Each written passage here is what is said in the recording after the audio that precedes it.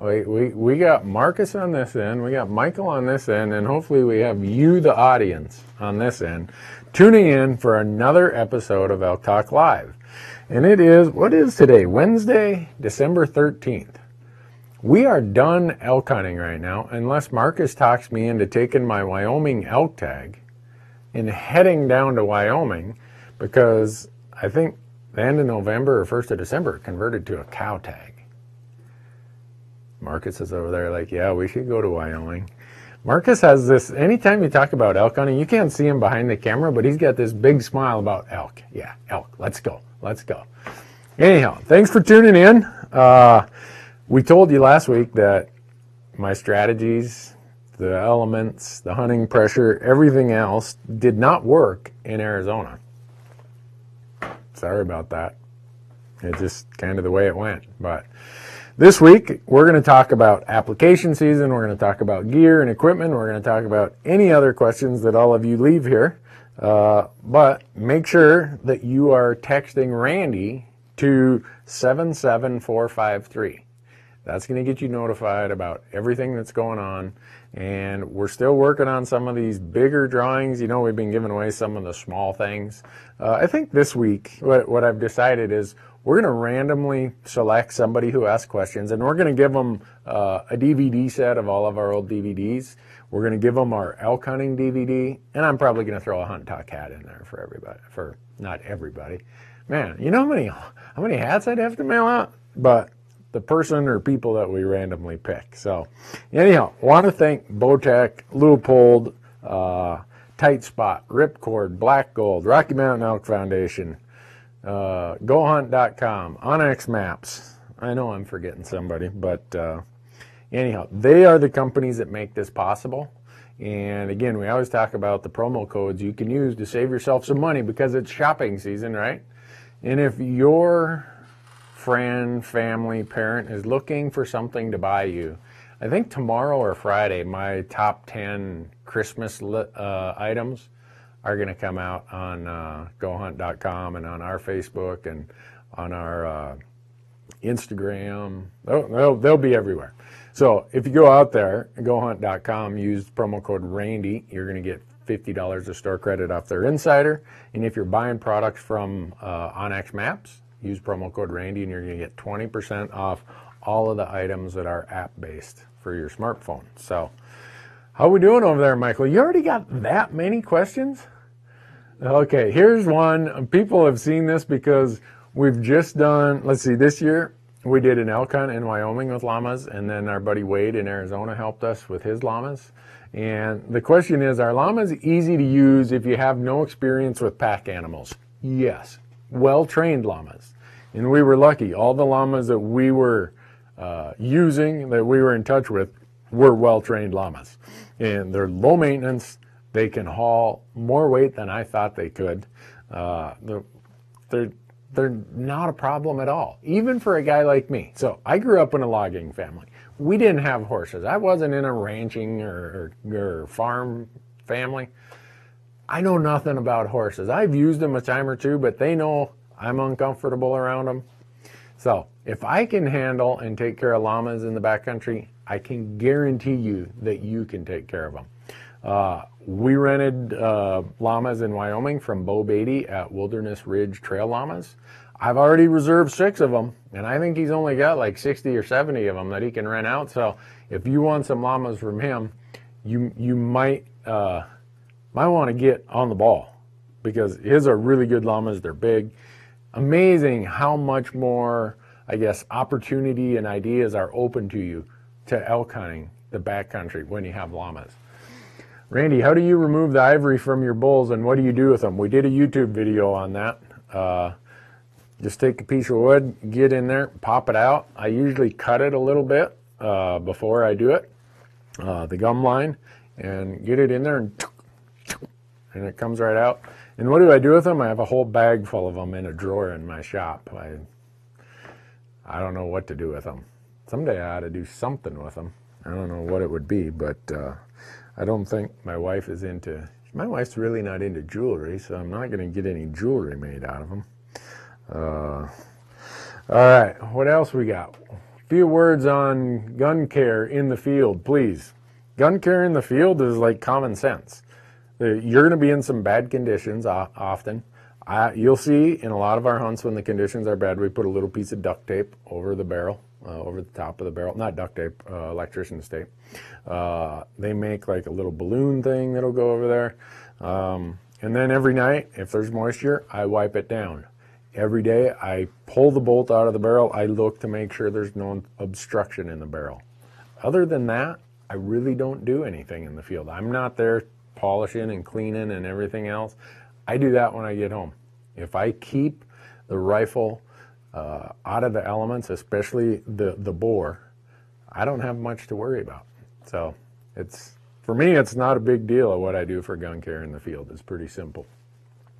When looking to hunt old burns, how many years after the fire is the area in its prime for feed and quality, quantity, and habitat recovery? That depends.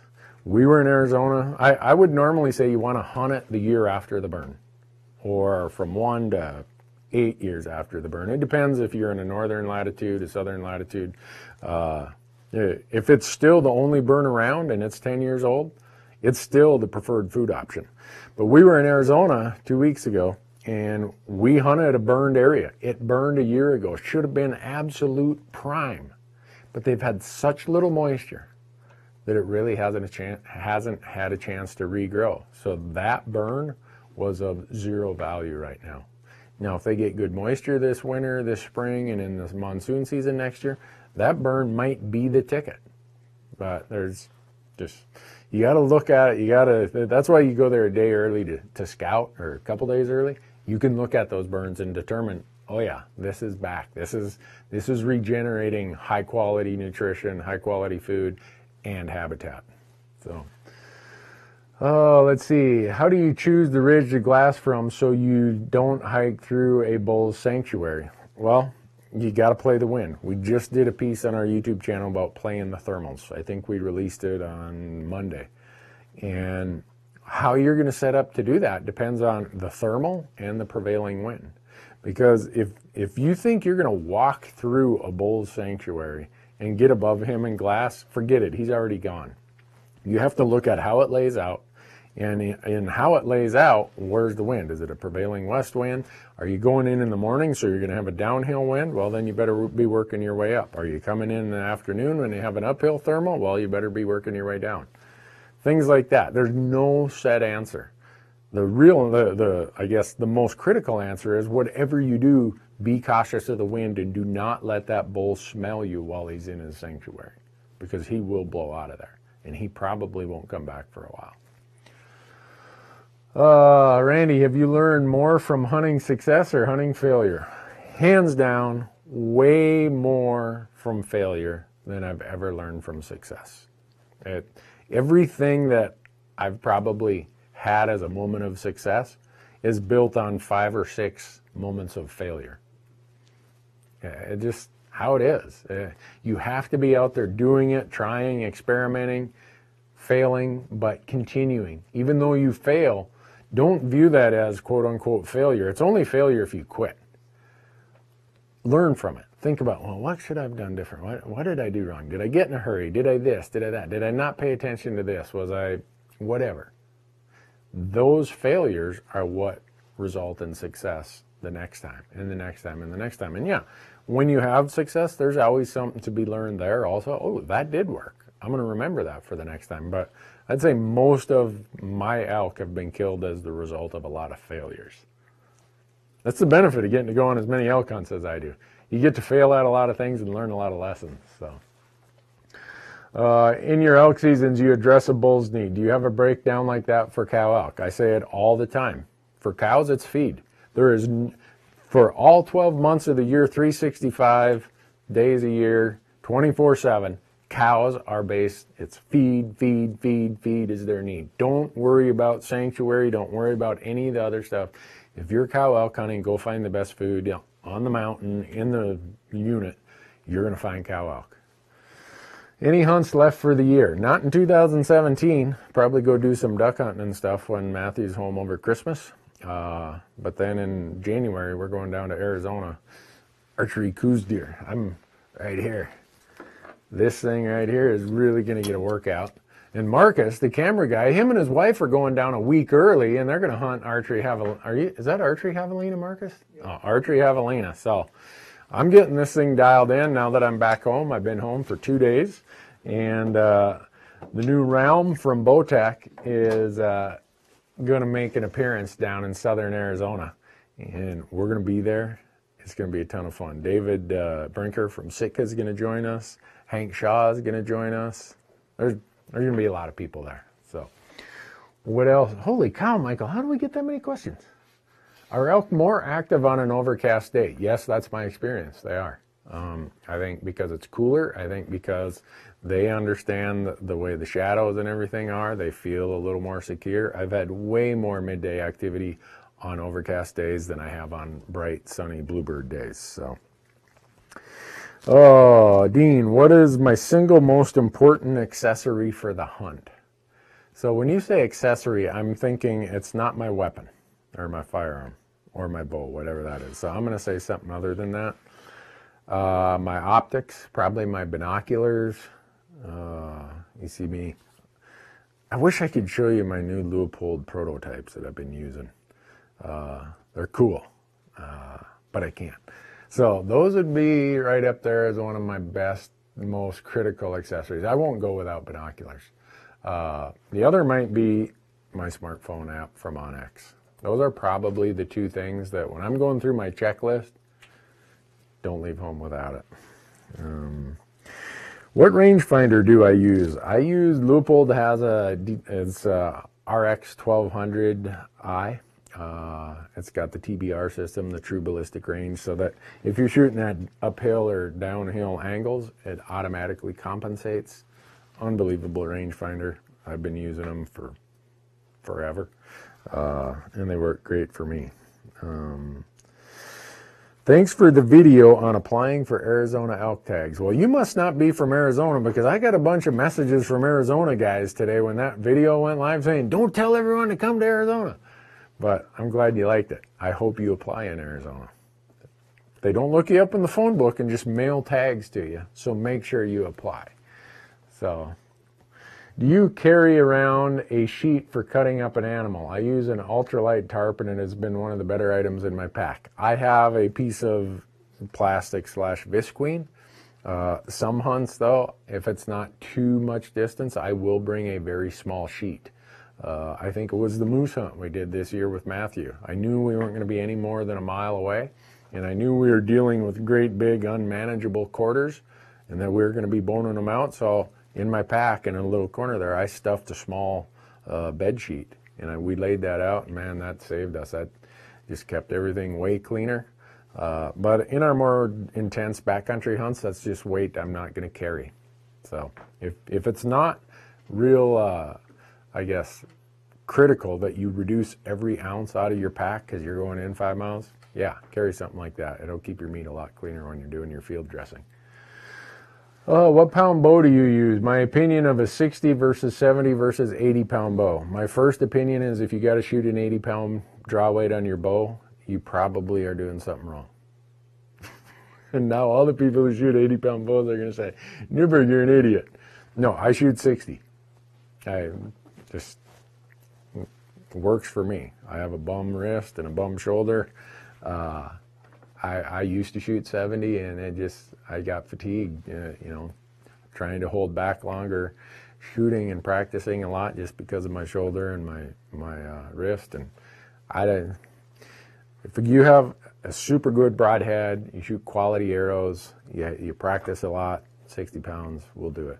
So I don't have a strong opinion one way or the other. Whatever you want on your draw weight, that's what you should use. During the rut, if it starts raining, do elk head for the dark timber or just hang out wherever?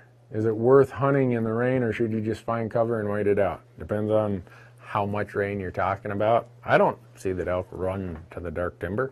I've seen elk standing out in the middle of the prairie in rainstorms. They got a really good coat. They got better weatherproofing than humans do.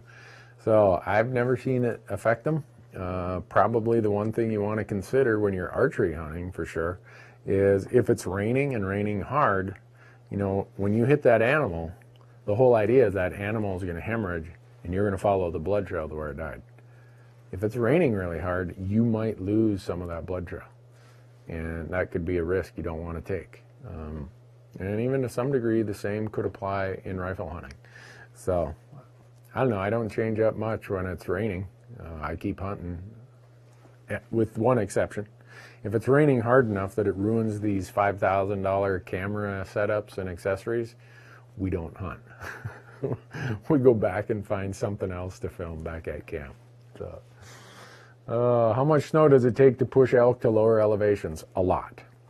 At least bull elk. Cow elk and young bulls will leave early, but a big mature bull elk that's 4.5 or older, it's going to take a lot of snow. It can take 2 feet of snow, but also part of it is what's the temperature. If it's still mild and there's just a lot of snow, they don't have to burn as many calories to stay warm because the temps are staying in the 30s or 40s. Now, you get temps that drop below 0 and you get a foot of snow, they have to move. So it's a function of temperature as much as it is snow. And if it's crusty snow, say you get a bunch of snow, it warms up, and then you get a cold stretch, and so now there's a big coat of ice on top of that snow, then they have to move also because they really struggle to paw through that really dense frozen snow. So, man, tips for a Midwest whitetail hunter headed west for elk. Don't forget how you kill whitetails. Use some of those same tactics and strategies and you'll kill elk. What are you whitetail hunters really good at? Managing scent, right? And in the whitetail world, a lot of you guys do it with just showering down and all clothing and scent control products. Well, that's not gonna do the trick out west when you're real active, you're hiking for elk. But same principle applies. If they smell you, you're in trouble. You have to play the wind. Don't worry about all these scent control products. Don't bring your whatever, Ziploc bag suit that makes you feel like you're going to sweat to death. None of that's going to help you when you're elk hunting.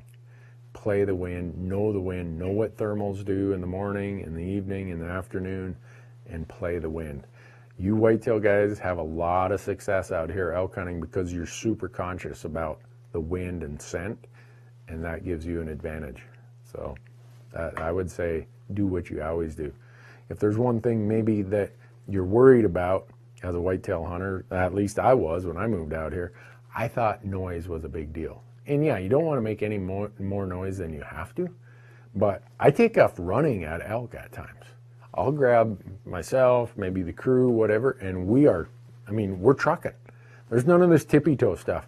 If elk are going somewhere and you want to intercept them, you better get there. Elk going through the woods are noisy. So that's probably one of the things that I think whitetail hunters, they not overlook, but they don't realize how much noise you can get by with in elk hunting. But they're really good at knowing how little scent and odor you can get by with when elk hunting. So, how do you stay focused after glassing 2+ hours at a time? I just know that the next time I glass over at that hillside, there's going to be a bull standing there. For part of staying focused and excited in long glassing sessions is to have a plan. If you don't have a plan and you said, well, I'm just going to plop down here, what the heck, I'll guarantee you within 15 minutes your mind is going to be bored and you're going to be thinking, well, I'm in the wrong spot, I'm this, I'm that, there aren't any elk here. I don't just randomly say, I'm going to stop here and glass. I go to places with the specific purpose of glassing because my scouting and my research says, you know what, this basin has elk. I just got to find them. And so when you know that and you're confident that there are some elk there somewhere, you don't get bored very easily. And well, in this case, they asked 2 hours or whatever. I can sit there. I mean, in Arizona, we sat there for 10 hours a day, daylight to dark, same rock, glassing the same hillside, because we knew there were elk there. Oh, on my Arizona hunt, there were ravens flying overhead making their noise. Do you believe there is a correlation between deer and elk and crows or ravens? No, I always say that. I always say, oh, get ready, the ravens, they're hungry, they're coming. If there is, I've never noticed it. If I were to believe that, I'm sure it would have to be some sort of superstition. So Eric says, Merry Christmas, Randy. Merry Christmas to Eric and all of you. When is Christmas? What do we got? We don't have long. Well, we got 12 days to Christmas. Holy cow, I better do my Christmas shopping. My wife is out of town, so I got a little leeway here. You got anything over there, Marcus? Do I use practice broadheads? Chuck asked that. Yeah, I do. I have some broadheads that are dulled up. Maybe I shot a grouse with them or something, but I have broadheads that are identical to what I'm going to be using in the field, and I practice with them a lot out at my, I have a range in my yard. I would never take broadheads to, an indoor shooting facility. In fact, most of them, like Big Sky Archery here, where I shoot in Montana, in Bozeman, they have a big sign, no broadheads allowed on this range for safety purposes. For me, I'm the only one shooting at my range, and I want to know how my broadheads are performing based on how I've tuned my bow. So, yeah, I use them a lot. What camera does your camera crew use? What do we have here? These are Sony Z150s, is that what they are? PXW Z150s. We got 2 of those.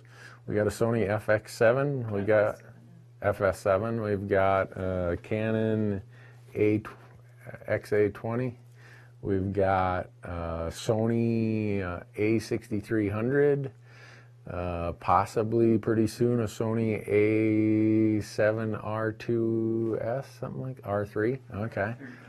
So, and what do you got, Michael? What's your digital? Canon 5D Mark IV. So we got a Canon 5D Mark IV. Trust me, you don't need what we need. If you look behind here, this is the biggest junk pile you've ever seen. But it's not junk. It's really expensive camera gear. So, let's see. If you do bonus point only draw application in Arizona, do you have to buy the hunting license fee? Yes. Just about every state, in order to build a point, you have to pay and buy a non-resident hunting license. So the way I justify it is I don't just apply for elk, I apply for antelope, and then in June I apply for deer and bighorn sheep. And if I don't draw any of those, you've seen me down there hunting dove, hunting quail, hunting javelina, hunting coos deer. This year I'm going to hunt in an area where there's both coos deer and mule deer, and those are over the counter. Just go buy it at sporting goods store kind of tag. So I try to get a lot of value out of my Arizona license. It's warmer that time in the winter, so that's why I go to Arizona in January. And you never know, you might luck out and draw just like I did this year. I only had 4 points. I did not expect to draw Arizona elk this year.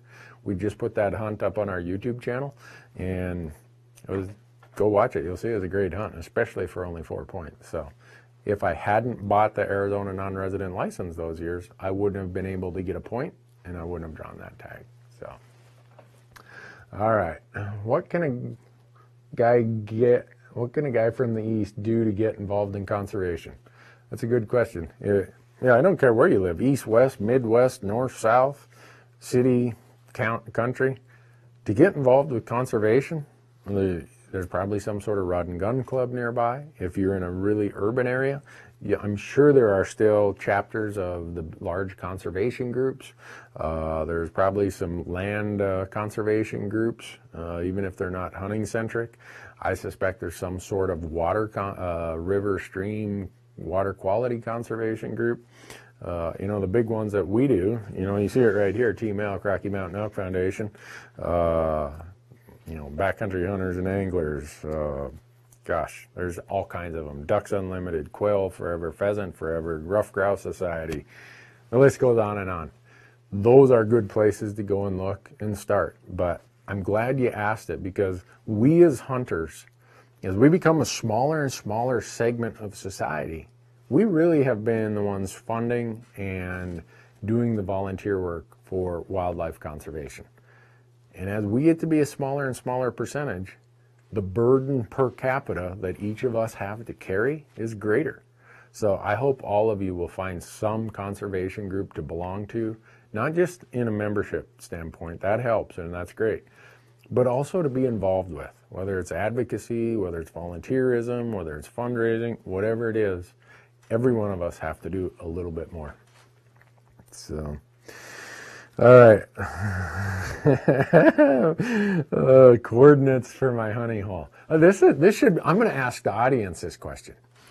So the Rocky Mountain Elk Foundation has asked me if I would ever auction off my GPS with all my waypoints, all my coordinates, and all my trails on it. I mean, I love conservation and I will do anything for the cause of elk. But would any of you auction off your GPS with all that information? And if so, what dollar amount would you have to get in order to, in other words, would you put a reserve on it to say, look, I'll auction it off, but the Elk Foundation gets, the minimum bid I'll accept is some number. I don't know. Maybe when I'm done with this gig and I'm too old and I can't do it, I'll auction off my Montana coordinates and my Wyoming coordinates and my whatever. Or maybe I'll just give them for free to folks who watch Elk Talk Live. Marcus is back there laughing like, yeah, right, sure you will. Going on my first elk hunt next year, what is the most common mistake new hunters make? They don't have a plan, and they don't have the proper expectation. Have a plan before you go. We've done a whole series on this out on YouTube about e-scouting. Have a plan. Second, have proper expectations so that when it gets tough, and I can assure you it's going to get tough somewhere along the way, mentally you don't give up. You stick with it. If you have the wrong expectation that this is going to be easy, on TV I see blah, blah, blah, well, even on our show, we're taking 5 days of hunting and compressing it into 20 minutes. So it looks like we're seeing a lot of elk. Well, there's a lot of times in between there where we're just busting our hump, hiking, freezing, sweating, not seeing any elk. And if we gave up, if we had the wrong expectation, the wrong mindset, we would give up and we'd never have success. So those are the two biggest mistakes I think people make. They don't have a plan and they have the wrong expectation. So, oh boy, there's too much to cover on that one, Michael. Okay, how far do mature bulls move for breeding areas with high amounts of cows? And will the same bull be in that area in December? No. They will not be in the same place in December that they were during the breeding season. And they will move a long ways. They will move 10, 15 miles. There's mountain ranges in Nevada where they move from one mountain range to the other. They cross these big valleys and they go over to a different mountain range where most of the rutting happens. I have no idea why. The biologists will tell you that. The game wardens will tell you that. The hunters will tell you that. And they're going 20 miles. I know people who've got an elk on a trail camera in this spot and it gets killed in the rut 12 miles away. So elk will travel a lot during the rut. They will move. They're very transient during the rut, which is, again, September for the most part, a little bit of October. In heavy wind of 20 to 30 miles an hour, I wish that was all we dealt with in Arizona last week. Do you suggest staying put in a glassing location or going into the trees to try find big bulls? If you're glassing, I'm assuming that you're hunting, or rifle hunting. I stay in glass. Going into the trees it reduces your opportunities significantly. If you have fresh snow and you've cut fresh tracks, your odds get a lot better. But if it's windy, 20, 30, like in Arizona, it was 40 miles an hour, we just stayed put and we did glass up bulls. I think we saw 13 bulls in those periods of hunting. And you just got to stick with it. It's tough. I mean, we were windburned. Our eyes were from dust and other particles blowing in the air. Your eyes are burning, but it'll work. Going walking through the trees, that's kind of a crapshoot. That's saying, I kind of give up on my plan. I'm just going to walk around out here. And you might have luck. And that's, luck. And you'll get one. But it is random luck usually at that point. So when e-scouting, what do you look for in a good glassing spot? Again, go watch our e-scouting video on YouTube. We talk about this in great detail. Really, I'm looking for a spot that I can glass multiple locations from one spot. I'd never go into a glassing spot where I can just glass this place. I want to be able to glass here and up there and over in this basin and on that ridge. I have my spots marked on the map, and I find glassing spots where I can cover as many of those as possible. So, oh gosh, you got any, Marcus? Someone was wondering, they saw that you had a stick on your pack. during the Arizona elk hunt, Oh. packing out the antlers, Yep. and they're wondering what that was for. Oh, so someone noticed in the Arizona elk hunt that we just put up on YouTube that when I had the rack on my back, I had a stick going across right here. So the antlers came down. Uh-oh, that's going to fall. But I'm going to try to do this without creating a disaster here. I'll break something. So assume this antler is tied or attached to the skull right there. Well, the weight of these antlers would swing that way down, and it would be hitting the back of my legs. So what you do is you get the head in a good position, and then you put a stick across here. You saw me tape it, and it goes across to both antlers. And with both antlers, then that stick, you set it up high enough so that it comes across your pack. And by that, it only lets the bottom of the antlers go down so far, and then the antlers aren't hitting you in the back of the calf or the back of the thigh. So that's why we do that. I see a lot of people walk around with, when they pack their bull out, they put the head on and they walk around with it like this, or like this. I mean, you think about the physics of that. That's way out there wobbling, so it creates way more force the further away from your body it is. Way harder to control. It's going to get hung up in brush. And if you're in a place where you're concerned about other hunters, carrying it out with it way up in the air like this, you're kind of advertising that, hey, you know, if somebody here gets excited and wants to shoot me, I'm going to look like an elk. I try not to do that. So that's how we end up doing it. It works for us. Works really good for us, actually, and it stabilizes the loads. And a lot of times you'll see we even put another load of meat underneath that. So we'll have a load of meat like a front quarter or a hind quarter, and then we'll have the head sitting on top. And one of the things you want to get handy with if you are going to be a backpack elk hunter is knowing how to load your pack properly, so that it almost feels like you're just wearing a coat. I mean, you want a really good pack. You see that I use the Metcalf pack from Mystery Ranch. They're really good. They can carry heavy loads, but they fit your body perfectly. If that load is going some direction, my whole body's going that direction. And the inverse is true. That load is going wherever my body says we're going. Nothing worse than having a load that's wobbling and flopping and rocking back and forth. Oh, no, thank you. So, know how to do that. It's going to make your backpack elk hunting way, way more productive, way more comfortable. Got another one, Marcus? Marcus has been typing and scrolling there. I've been taking all of Michael's questions, but Someone saw that was a shed antler. They thought you hung all your shed antlers in trees. oh yeah, I do hang all my shed antlers in trees. This is not mine. I wouldn't carry something like this out. This belongs to Marcus, the camera guy back there. He's got a problem with collecting shed antlers. I would have left this up in a tree. Where was it, Michael, where we just saw that deer deadhead and I hung it up in a tree? Was it Arizona? Yeah, it was Arizona. Yeah.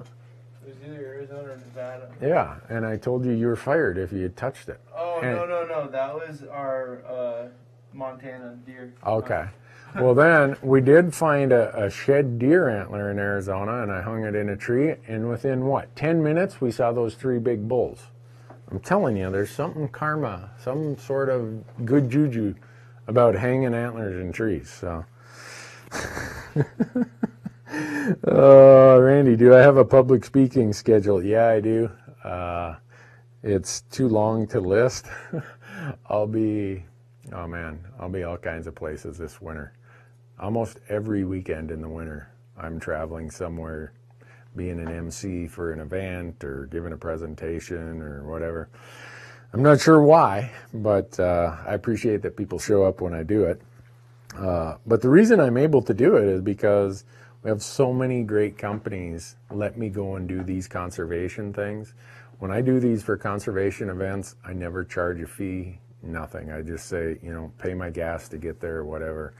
And all these sponsors that bring you Elk Talk Live, that bring all of our other platforms, they tell me, we want you out there, Randy. That's why we are supporting you. So I go and do that, and I can do it because of these great companies. And I'm going to rattle them off again because they're so wonderful for us to have companies that do that. And again, it's Bowtech. For Elk Talk Live here, it's Loophole, it's Onyx Maps, it's Tight Spot, it's Ripcord, Black Gold, Elk Foundation, GoHunt.com. Gosh, those companies are very vested in this whole public land self-guided message that we're putting out. And they tell us, get on the road, Randy. Go preach the gospel. So I will be out talking a lot this winter. I'm always glad to answer people's questions, but I tell people the advice I gave is probably worth what you paid for it. What do you got, Marcus? I see you got a good one there. Do you ever go on solo hunts? Do I ever go on solo hunts? I do. I intended to go on one this year, but Michael imposed on me on opening day of rifle season. He said, man, I want to go with you. But unfortunately, my days of solo hunts are a lot less than they used to be, just because we want to tell the story of what the entire season is like, what I'm doing, how we're fitting all this in, little things that might happen along the way. If something really cool happened, I want to be able to show it to you. So I get very few solo hunts anymore. Oh, let's see. Tips for finding December elk in Colorado. Well, it's December, right? Late season. And when you say elk, if it's cows, go find the feed. If it's bulls, know that they're going to be in sanctuary areas, and they're going to be in the sanctuary areas probably closest to the winter range. And I know we say that's how you do it, and we make it sound really simple. Yeah, it requires a lot of work and research, but those are the areas to start looking, to start scouting. What else you got, Marcus? What do you like more, grouse or llamas? What do I like more, grouse or llamas? Whoo, boy, now you're putting me on the spot. I'm going to have to say I've become, in the course of 1 year, I've become more endeared to llamas than I am to grouse. That's because I'm getting old, and those llamas are saving my butt. We were talking, we're in application season here, so the very first hunts we're going to be applying for in January are Arizona. Well, Arizona will be late January. Earlier than that will be Wyoming. And now that we have the whole llama gig figured out, there is no place that we aren't thinking about applying. And just because it's more practical now.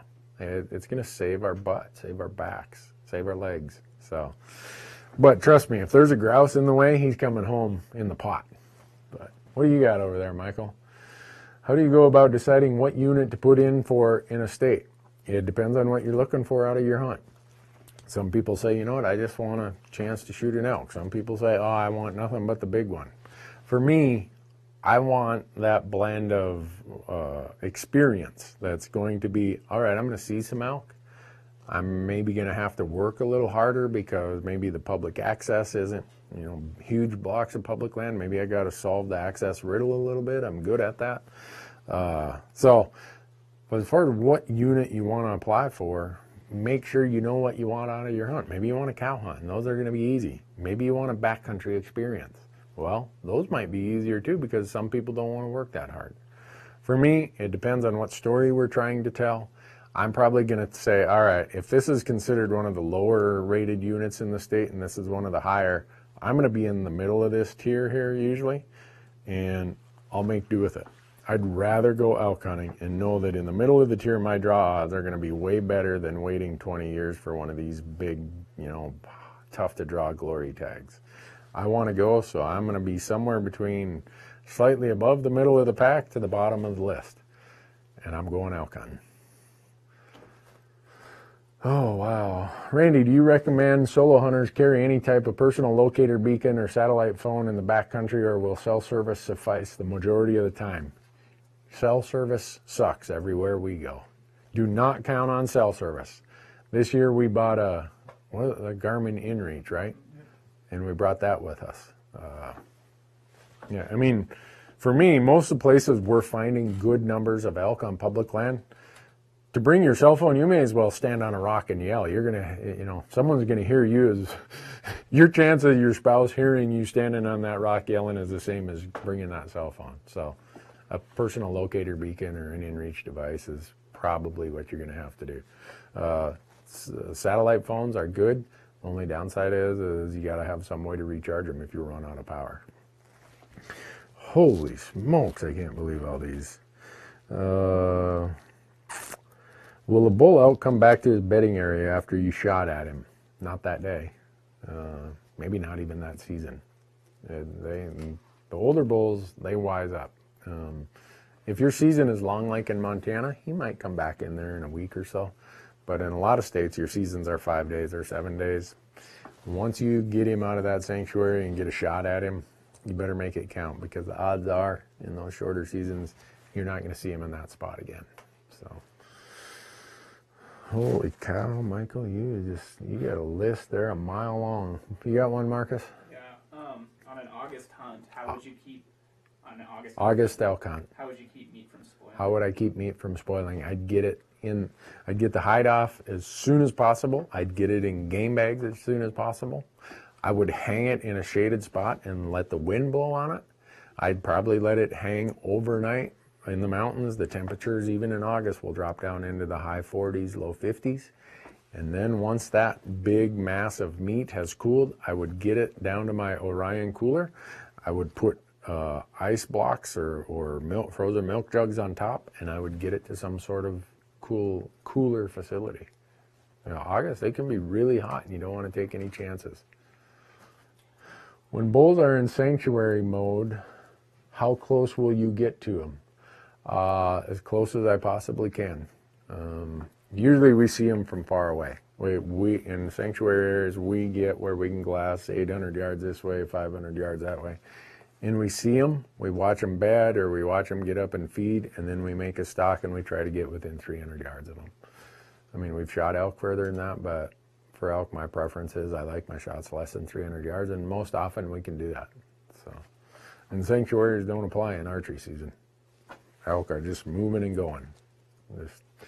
You need to be moving and going. So, any chance we'll see me on a Roosevelt or Thule elk hunt? Not a Thule elk hunt, because I'll never draw the tag.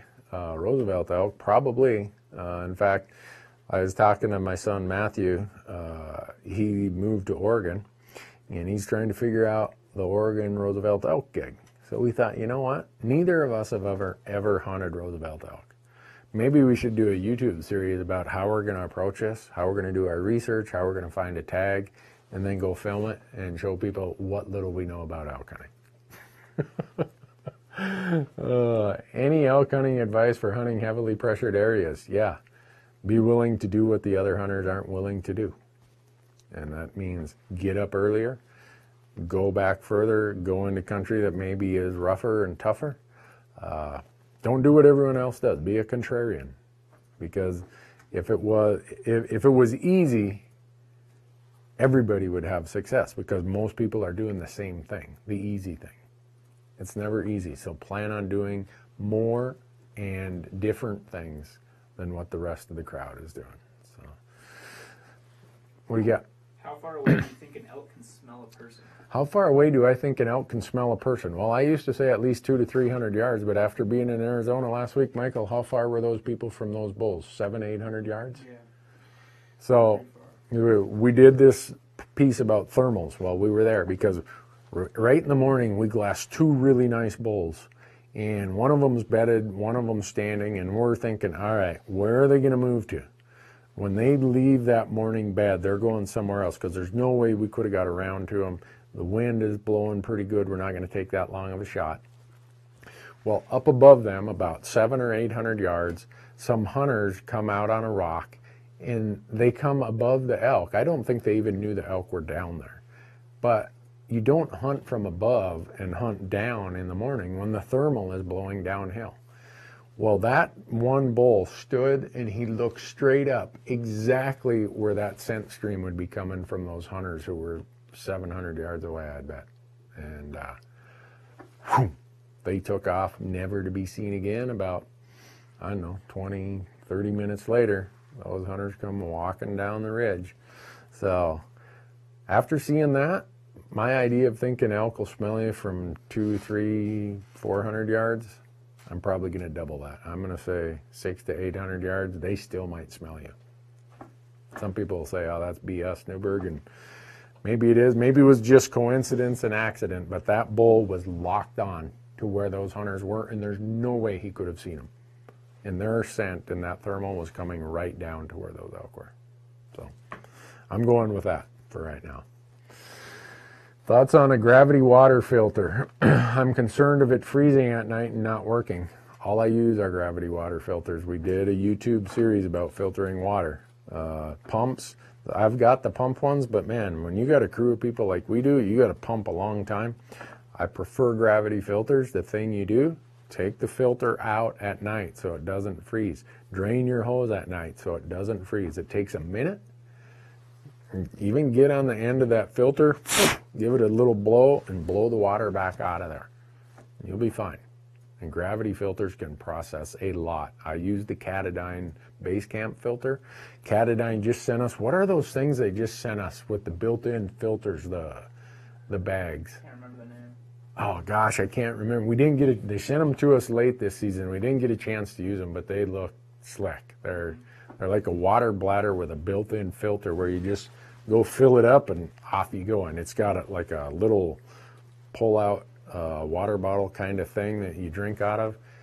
Looks slick, but that's what I use. I use mostly Katadyn stuff. Katadyn, I think is how it's spelled.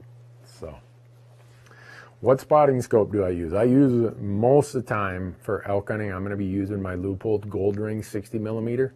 I believe it's 15 to 40 power, or no, 12 to 40 power, if I remember right. It's lightweight, it's compact. It's the lightest 60 millimeter spotting scope I know of, and that's what I usually bring with me. So, how are we doing? Holy cow, we've been going 47 minutes already? Whew. Where can you find areas of public land in which you can set up a camp and then hunt? Anywhere, just about. If it's Forest Service, BLM, a lot of places, state trust land. The state trust land, you need to be a little bit careful. Each state has different rules, but anything that's Forest Service, anything that's BLM, odds are you're going to be able to camp there and hunt there. The harder part is usually getting a permit, a tag. So that's why we're such big advocates of public land. Everything we do is on public accessible land. And in the West, 70% of us hunt on public lands. We're serious advocates about protecting and enhancing the access that we have to our public lands, because in the West, that's what allows for hunting to be what it is. So, we got one last one, Marcus, or what do you say? I hope people share these with their friends. They must be sharing them. We got a ton of people online today. This is crazy. I don't think we've ever had this many questions, because here's what's happening, folks. We're monitoring YouTube channels, live stream channels, Facebook channels for us and all of the partners that we mentioned: Bowtech, Leupold, Tight Spot, Ripcord, Black Gold, Onyx, Go Hunt. We can't get to all the questions. I'm sorry about that. I'd like to. We're going to try, but Marcus, we got to have one last question for him here, don't we? A complicated one? No, I don't want a complicated one. Why would I want a complicated one? I'm a simple-minded guy. I'm like below average at everything. Don't give me a hard one. Someone wants to have you explain elk migration routes. Oh, someone wants me to explain elk migration routes. Well, that's from summer range to winter range, and they're taking the path of least resistance to get there. They're going to go and say, where's the easiest place to make a living in the winter? And they're going to travel those corridors to get there. And then in the summer, they reverse that. The snow starts melting. They say, how do we get to the place that has the lushest, greenest feed at the highest elevation for the longest period of time? And the cows are kind of leading that because they're lactating at that time. So go to your game and fish offices. They will usually have maps that show where the migration corridors are. In fact, Colorado's, I think they call it the Interactive Atlas or Hunter's Atlas. It actually shows the migration routes. It shows summer range, summer range, winter range, and the migration corridors. Really helpful, really useful information. I use that all the time when I hunt states like Colorado. So with that, I think we're going to have to call it a wrap, guys. Unless you guys, have we forgotten something that we just can't let the audience go without? No. Oh, I know what. Oh, I forgot to mention this. Amazon Prime. If you are an Amazon Prime subscriber, you can watch all of our content for free. And we just loaded up some other seasons of Fresh Tracks that are now, we're going to start making them live in the next couple weeks. And all the stuff we filmed this year, the first place you're going to be able to see it, the full complete story, is on our Amazon Prime channel. So it's Fresh Tracks, Loopholes Fresh Tracks with Randy Newberg. And we're still doing all of our stuff on YouTube. You guys have been watching some of our day-by-day stuff. A lot of behind-the-scenes stuff there. The podcast, Hunt Talk Radio, you can watch us there. You can get us on our hunttalk.com forum. And with this Elk Talk Live thing, please share this with your friends. And if you want to be notified when we're going live, text Randy, R-A-N-D-Y, to 77453. Merry Christmas, everybody. We will see you one more time before Christmas. Next Wednesday is, what, the 20th? Am I seeing that right? The 20th? 20th, yeah. All right. Hopefully it's not snowing as hard at your place as it is out here right now. I'm going to have to lock in the hubs to get home. Thanks for watching. We good? Man, that was a lot of questions and a lot of questions and a lot of questions. Hopefully it's not snowing as hard at your place as it is out here right now. I'm going to have to lock in the hubs to get home. Thanks for watching.